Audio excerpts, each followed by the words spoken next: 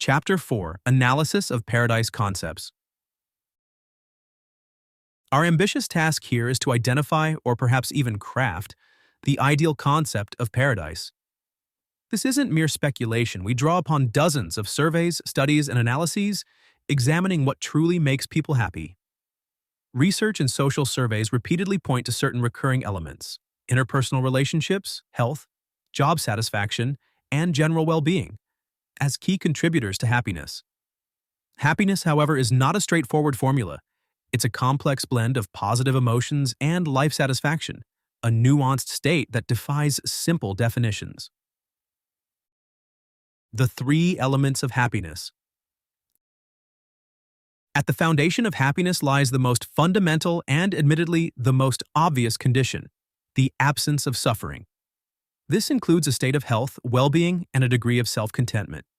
In short, without freedom from pain and misery, happiness remains a distant prospect. Yet, while essential, these basic conditions rarely lead to a life brimming with fulfillment on their own.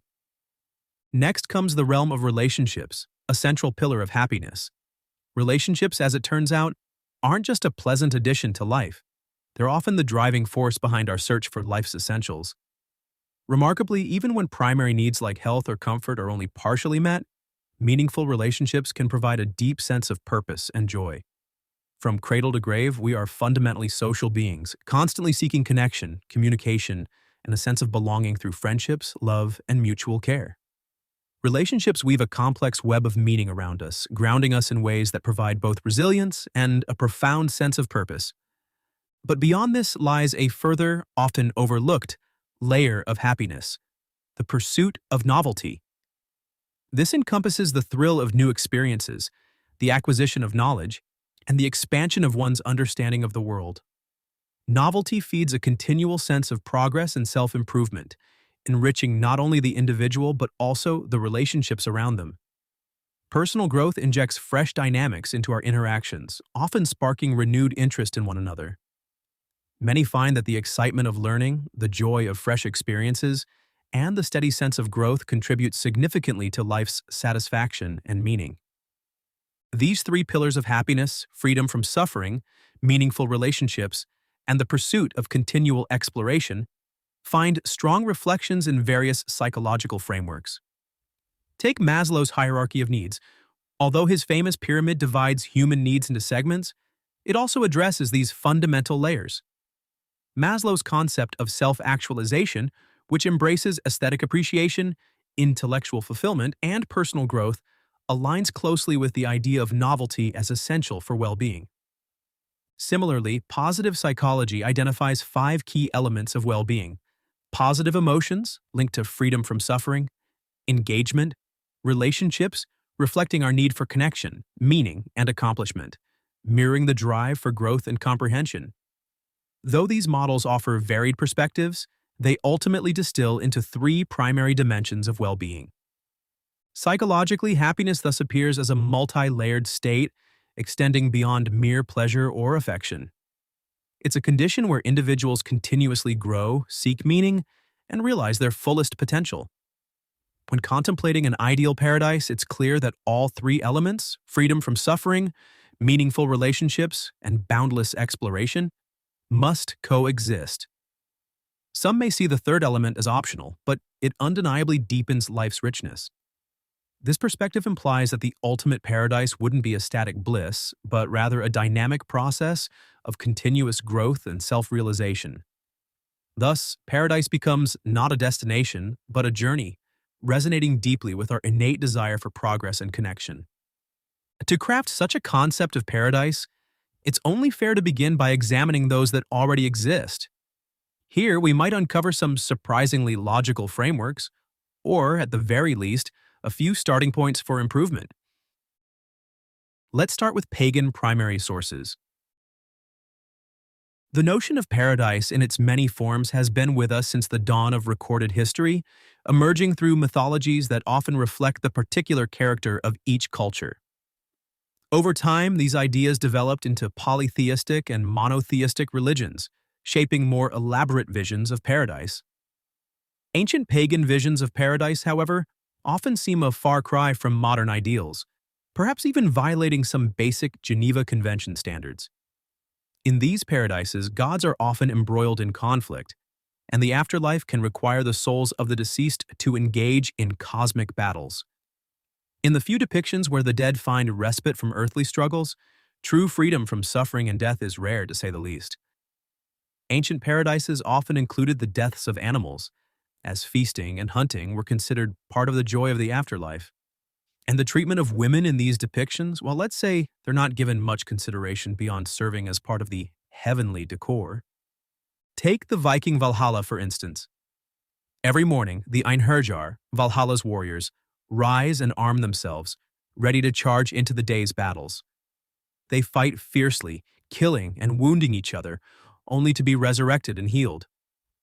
After hours spent on the battlefield, they gather in the grand hall for a feast, dining on Saerimnir, the eternally regenerating boar that is sacrificed daily, only to be reborn in time for the next meal. Mead flows abundantly from Hydron, the goat nourished by the leaves of Yggdrasil, the world tree. The warriors are served by Valkyries, the legendary maidens of Norse mythology. The grand hall glows with the eerie light reflected from countless swords, casting shimmering patterns over this perpetual cycle of combat and celebration. On the surface, this setup might appear almost logical, until one pauses to ask, what exactly are those swords reflecting? While this vision may indeed embody paradise for some, to modern sensibilities, it edges closer to a peculiar kind of hell, especially for poor Saerimnir, trapped in an endless cycle of reincarnation. Perhaps this snapshot of ancient tribal bliss offers us a valuable contrast, helping us reflect on just how much our concept of paradise has evolved. Paradise in major religions. Ancient myths, glorious as they might be, often appear outdated, having failed to transcend the primal instincts that define their times. As humanity advanced intellectually and economically, these mythic visions largely faded in relevance. However, the same cannot be said for the more enduring religious models of Islam, Christianity, and Indo-Buddhism. These traditions developed complex and nuanced concepts of paradise, reflecting their evolution alongside human understanding. Judaism, however, stands apart in this regard. The Torah and Jewish teachings are remarkably sparse in their descriptions of paradise. Instead of intricate imagery, they offer a simple promise that might be summarized as, "You'll get everything you need, and maybe a little extra." Or, more plainly, "Everyone will be satisfied, trust me." It is a humble reassurance, light on flourish but rich in pragmatic charm. Unlike Judaism's minimalism, Islam provides vivid and detailed descriptions of paradise. The Quran and Sunnah describe paradise as a multi-tiered realm, with each level offering increasing degrees of bliss. For the righteous, paradise is a place of ultimate peace and luxury, where food, drink, coolness, rest, and elegant garments are freely bestowed, alongside the company of eternally youthful companions, heavenly maidens as well as their earthly spouses. Rivers of water, milk, honey, and heavenly wine flow abundantly, with the reservoir of Kauthar, reserved for the Prophet Muhammad, standing out as a focal point where all the rivers of paradise converge. These detailed depictions, however, have occasionally puzzled Islamic theologians. Some have debated whether these descriptions should be interpreted symbolically, suggesting that the emphasis might lie on intellectual and spiritual pleasures rather than physical ones.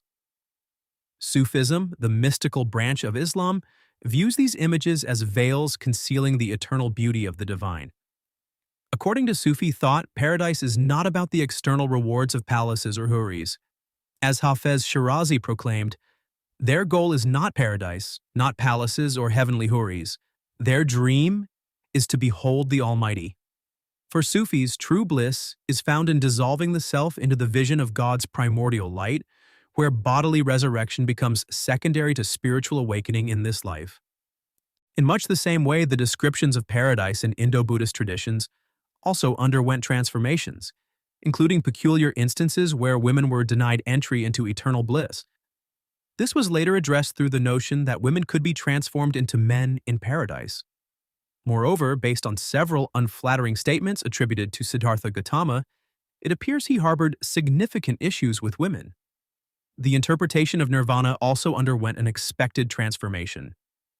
in most reincarnation-based teachings, it is no longer regarded as a specific place of bliss, what is currently seen as the last world before nirvana, where good souls revel. Instead, nirvana is now understood not as any particular place or state, but as the comprehension of some unconditional truth and the cessation of all manifestations of anything, residing there alongside enlightened beings such as Buddha, Krishna, and others. The Bible, which laid the foundation for Christianity, offers a distinctive approach to the description of paradise. Interestingly, it does not provide a detailed depiction of paradise itself. Instead, paradise is briefly referenced in two key characteristics. 1. A harmonious relationship between all animals marked by the absence of predation, death, and suffering, according to Isaiah 11:6. 2. The promise that human imagination cannot fully conceive of what awaits there, as in 1 Corinthians 2:9. However, the Bible provides an elaborate description of a transitional space referred to as New Jerusalem. This is portrayed as a place between the current earthly reality and the new universe, and its depiction evokes imagery reminiscent of a hyperbolized version of the intergalactic complex Avalon from Passengers movie, infused with the serene ambience of Santorini and the radiant splendor of the Emerald City. Described as a city descending from God, New Jerusalem features enormous walls, 12 giant gates, a river of life flowing from the foot of the throne, and healing plants along its banks intended to aid humanity in a 1,000-year transitional period before the creation of a new heaven and earth. Near the throne lies a vast crystal floor. The city incorporates precious stones that captivate with their hues, offering a visual splendor symbolizing beauty and divine perfection in ways understandable to human imagination. In this city, the glory of God serves as its illumination, overshadowing or even replacing natural luminaries. This imagery points to a time when, as some interpreters suggest, God will draw the material universe into non-existence, followed by its recreation under entirely new cosmic principles.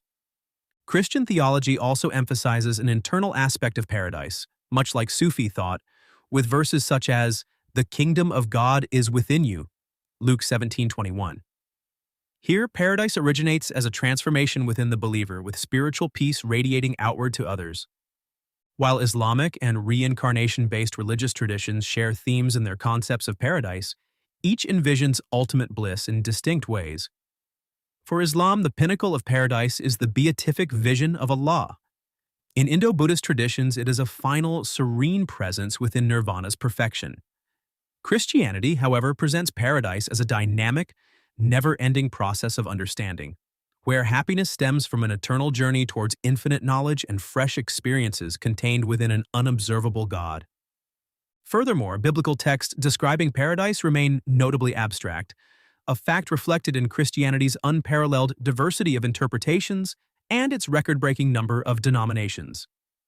This abstraction may paradoxically highlight the richness of the text as fertile ground for exploration. The optimal combination. In our arsenal, we have everything that research, surveys, and observations have revealed about what makes a person happy. He will wipe every tear from their eyes. There will be no more death or mourning or crying or pain, for the old order of things has passed away. Revelation 21:4. In this context, wipe every tear from their eyes can be interpreted not as erasing memory, which would risk substituting personality or even eliminating the original self, but as transforming suffering through contrast, allowing awareness of the best possible outcomes. It acknowledges the torment of those with opposing mentalities who cannot align with the paradise offered but respects their choices and rights as tributes to their individuality. Of course, one might consider the possibility of creating analogs of those who chose to disappear, lacking unnecessary information. Yet such entities, stripped of original memory and identity, cannot compare to a person who has traveled the path of rethinking their values, well-being, and orientation, preserving all personal information while understanding their choices and their reasons. At the second step of happiness, we find not only the communion of saints in love as a foundation of eternity, but also gender equality. There is neither male nor female, for you are all one in Christ Jesus. Galatians 3:28. Naturally, the third step towards perfect happiness lies in God's self-description in the Bible as revealing himself in images. For since the creation of the world, his invisible attributes are clearly seen, being understood by the things that are made. Romans 1:20. I will open my mouth in parables. I will utter things kept secret from the foundation of the world. Matthew 13:35. May be able to comprehend with all the saints what is the width and length and depth and height, to know the love of Christ which passes knowledge. Ephesians 3:18-19. These passages suggest that paradise will not consist of eternal contemplation of divine radiance, which, if it exists, might take the form of a material communication hologram, suited to human tendencies to perceive personalities as spatially localized. Most importantly, infinite information can only be revealed infinitely through the perception of spatial and physical images. For the skeptic, this perhaps is the most compelling aspect of paradise, the ability to comprehend reality through an endless process of discovery in infinite forms. Worship of God. All of the above sounds good to the skeptical ear and solves the main problem, the loss of interest in life as a self-exhausting process. But what about the constant references to worshiping God? Isn't this evidence of God's mania?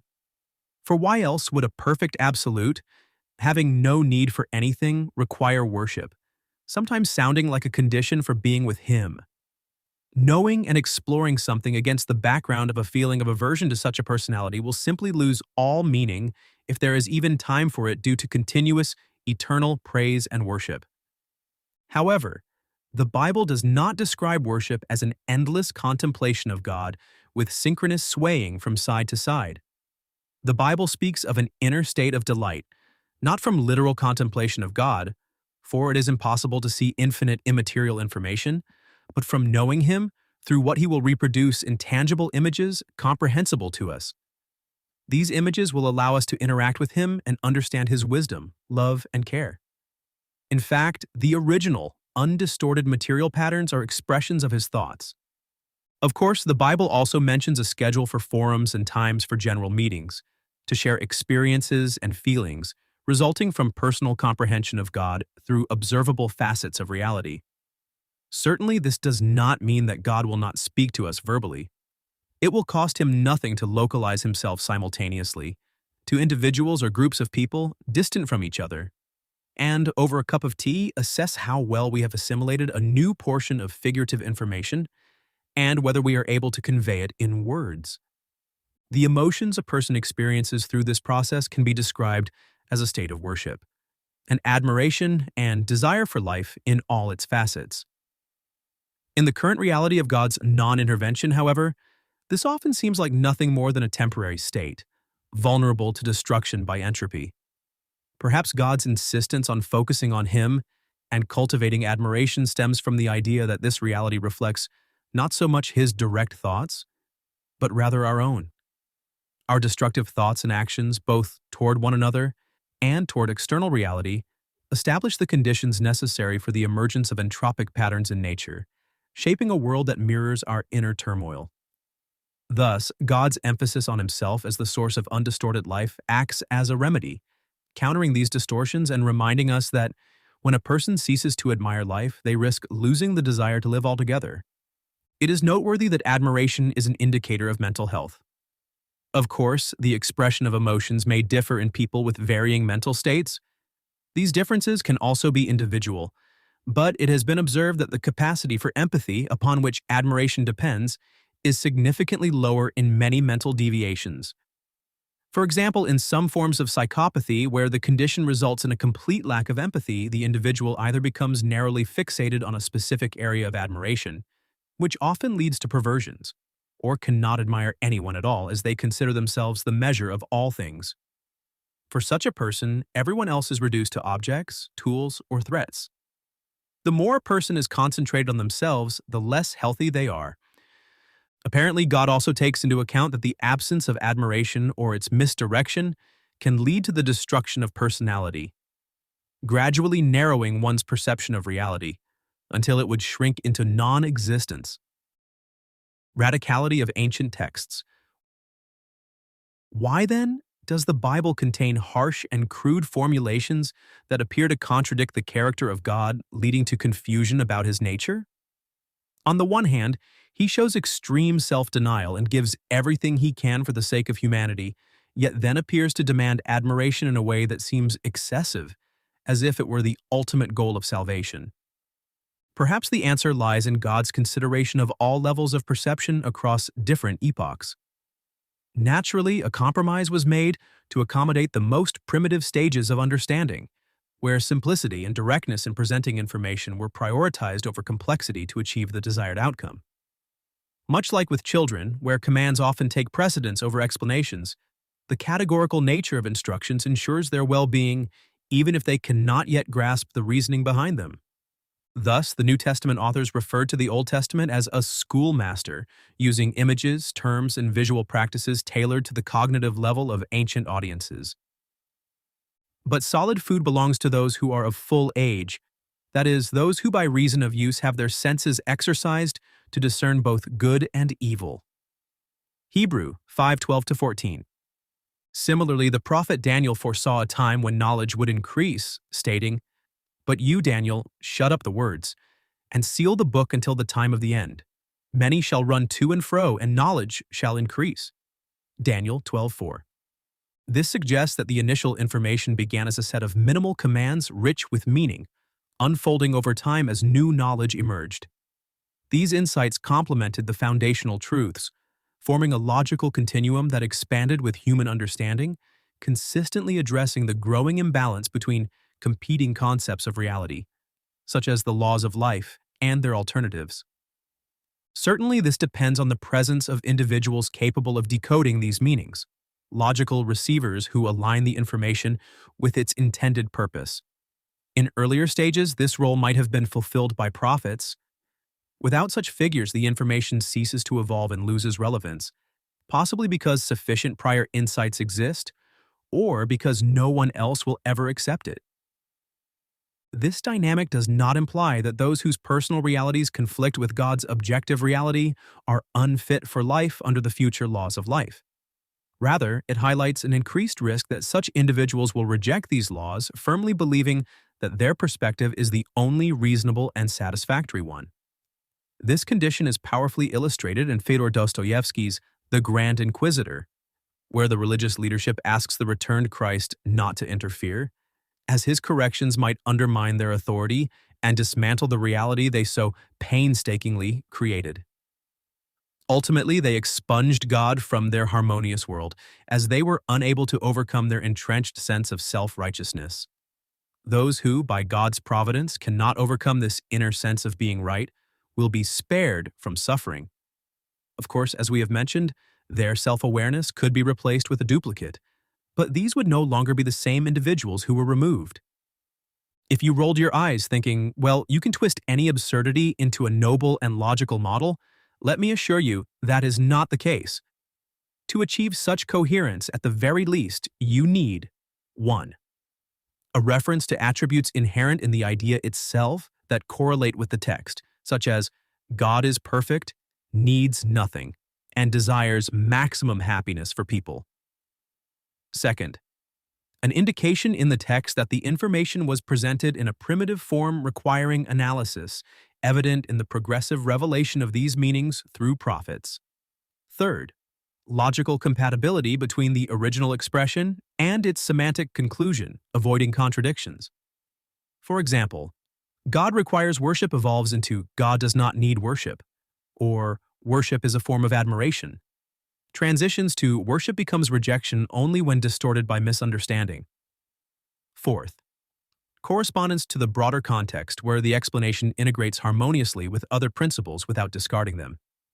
For instance, this concept aligns with Proverbs, "Whoever rejects the ways of reason will dwell in the assembly of the dead." At the same time, another passage cautions, "Do not rely on your own understanding." In context, the former asserts that reason is a tool for knowing God, while the latter reminds us that human reasoning cannot confine God, as his nature surpasses comprehension even across eternity. In short, achieving an ideal model of God through logical reasoning fulfills the minimum task. However, the inability to fully explain this model using known phenomena, processes, or principles does not confine God. It merely highlights the limitations of our own understanding. For instance, if we cannot observe abstract information as an autonomous phenomenon, we might prematurely declare it impossible.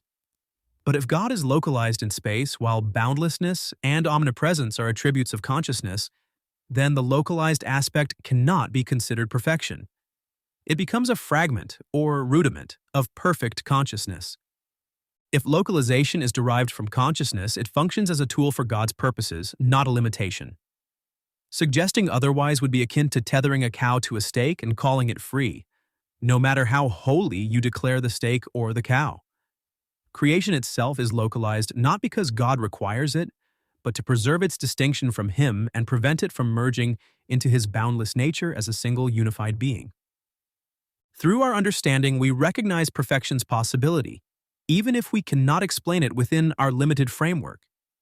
Reason cannot claim to grasp everything comprehensible to God. The pareidolia effect does not apply here, as the interpretation relies on specific parameters. For example, presenting two smeared spots as Van Gogh's water-blurred self-portrait, measuring 30 by 40 centimeters, is deceptive if the blot doesn't match the specified dimensions. In this context, you are not simply projecting what you wish to see. Instead, you are seeking a correspondence between the observed data and the defined parameters. Similarly, if one were to replace the concept of God with that of a leprechaun, the attributes associated with the leprechaun would merely adopt those already defined for God, resulting in nothing more than a rebranded version of the same unchanged phenomenon. However, consistency between text and conclusion does not guarantee truth, just as empirical data is not all reality. If all this reasoning is merely wishful thinking, I would still reject any other eternity.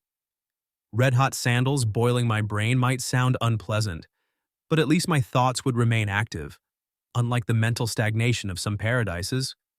Or perhaps I'd find myself endlessly reborn as worm castings, which some skeptics might say is a more fitting reflection of my musings. Biblical examples of worship. The biblical portrayal of worship goes beyond mere temple rituals, encompassing various expressions of agreement, joy, gratitude, delight, and exultation, essentially a spectrum of positive emotions. However, the Bible also presents several atypical uses of the term worship, which extend its meaning beyond simple admiration. For instance, during the exodus of the Jews from Egypt, God instructs Moses to tell Pharaoh, "Let my people go so they may worship me." Exodus 9:1. This statement is not an attempt to mislead. Both Moses and Pharaoh understood from these sentences that worship in this context meant a permanent departure from Egypt. It signified a new way of life founded on new principles, essentially a shift in focus from the secondary to the primary. Worship here begins when individuals perceive God's presence in physical reality and learn to discern what stems from human autonomy versus what reflects God's original design. If reality is a cross-reflection of God's will and human will, sustained by God's love and tolerance of human shortcomings, then worship becomes a way to align oneself with the original reality, cultivating a desire for true life, which is God Himself. Another unconventional example of worship appears in Genesis 22:5, when Abraham, preparing to sacrifice his son, says, "Stay here with the donkey. The lad and I will go yonder and worship, and we will come back to you." In this case, worship can be understood as identification with God, an attempt to comprehend His thoughts and emotions in the context of sacrifices that, by necessity, involve compromises resulting in pain and anguish. This idea aligns with John 4:23. "But the hour cometh, and now is, when the true worshippers shall worship the Father in spirit and in truth, for the Father seeketh such to worship Him." Here, spirit refers to consciousness, while truth signifies absolute objectivity. Worship, therefore, involves seeking to understand God by identifying with His thoughts and feelings. It becomes a complex intellectual and emotional process of aligning oneself not only with God, but also with His representations in others, people, and in physical reality itself. Conclusion. The proposed concept of paradise aligns closely with both the biblical definition and many points outlined in secular humanist manifestos advocating universal good for humanity. However, it diverges on one crucial aspect. Example from the Humanist Manifesto 3. Humanists believe in a society that ensures equal rights and opportunities for all its citizens, respecting individual autonomy and dignity. This includes freedom of expression and choice, and providing all the necessary conditions for personal growth and development according to one's own lifestyle and beliefs. In practice, such ideals could lead either to societal division or complete chaos, potentially culminating in societal collapse. To avoid this, certain groups, defined by their beliefs and perceptions of reality, would inevitably have to be suppressed or excluded. This suppression could affect any group, regardless of its size, depending on who wields the power to decide. The divergence here does not stem from a lack of tolerance. After all, the patience God demonstrates toward the ideological diversity of our reality is the ultimate example of tolerance, one that surpasses any human conception of it. Instead, the discrepancy lies in the principle of equal rights and influence for all ideologies, granting each worldview proportional and enduring authority within society as though all were equally valid. Such an approach elevates every ideology, regardless of its consequences, into a position of normative influence, creating unavoidable conflicts. Furthermore, it would be impossible to determine whether such measures truly align with an objective definition of good. Interpretations of reality and facts would inevitably depend on the worldview promoted by those in positions of influence. Ultimately, this would create a paradise for one worldview, while others would feel like outcasts, silenced and excluded. Much like God in our proposed concept, humanity does not believe in the widespread, voluntary transformation of ideas about norms, justice, love, and other values deemed good. Instead, efforts to achieve such a paradise are often placed on the next generation, which would still encounter the constraints of reality, logic, and intuitive morality. This creates a cycle where the pursuit of paradise transforms into a kind of eternal purgatory. By contrast, God limits this pluralistic approach to objectivity to a finite period, for both individuals and humanity as a whole, until every wavering soul resolves its position between the objective reality and its entropic alternative. True enjoyment of paradise is possible only through complete internal agreement, a state originally encapsulated by the meaning of the word faith. Paradise must incorporate the following essential elements of happiness: absence of suffering, harmonious interpersonal interaction, infinite novelty or inexhaustible depth of information, presented through comprehensible and meaningful images accessible to all levels of human consciousness. In the context of paradise, worship should not be perceived as a duty or obligation, but as a natural and continuous state of happiness. It becomes an integral part of perceiving and experiencing eternal good.